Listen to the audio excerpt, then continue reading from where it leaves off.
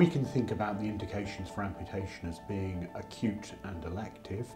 By acute we mean really the emergency situation where something's happened to the patient so that amputation is effectively a life-saving procedure. It's a very long process. It's not just a question of sticking a prosthetic leg on and off you go. An amputation is going to change your life hugely. Above all, what I'd want from my lawyer if somebody else was liable for an accident which had resulted in amputation is three things. I want my independence back, I'd want my self-respect back, and I want to make sure that I had long-term access to state-of-the-art prosthetics. The NHS provision can be very patchy and things can vary greatly from one limb fitting centre to another. You all know that the limb centres have their problems because their funds are not ring-fenced within the NHS. Those of us who do this work generally find that the argument is not go back to the NHS, it is that they accept that the privately funded provision of prosthetics is reasonable. Over a young person's lifetime, they're going to require multiple repeat prescriptions of high quality prosthetics, but this is really important to give people back their independence and their self-respect. I think every amputee deserves to have, limbs that are properly fitted and are the best type of limbs for them. So the ongoing access to really good quality prosthetics would be something that I want my lawyer to pin down for me.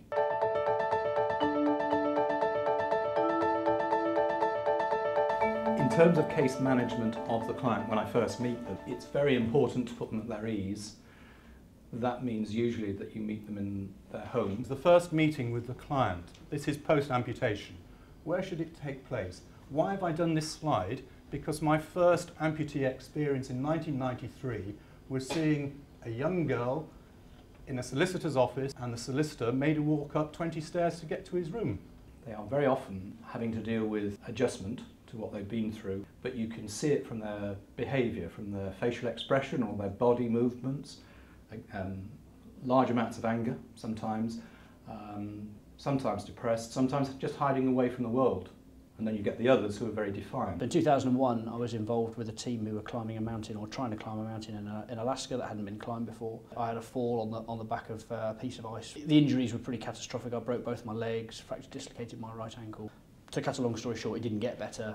Eventually it broke and it crumbled under me, and I was faced with the choice of either fusing it or losing it. A decision to undergo elective amputation is a big and very difficult decision, and nobody should think about this as a panacea or something that should be entered into lightly.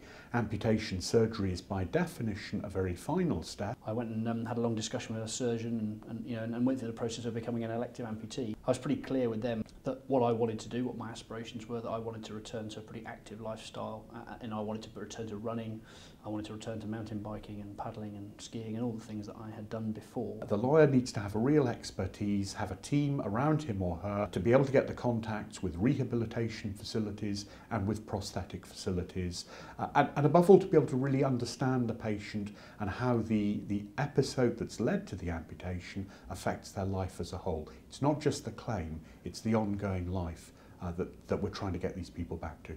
Someone going through an elective procedure, that's probably the only thing you have no control over, is the actual amputation itself. From then on, it's down to the support you get for rehab and your own kind of mental approach, really. Usually trying to restore an employment capacity is vital. Trying to provide success for them. So even if they can't work, that they can do other things that will give them confidence and give them a quality of life.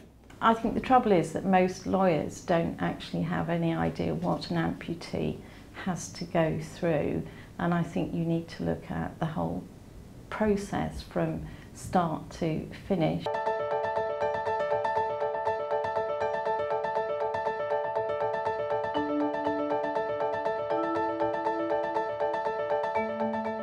I think there needs to be careful questioning about the effects of the amputation, about somebody's fatigue level, about pain, about what they can and they now cannot do.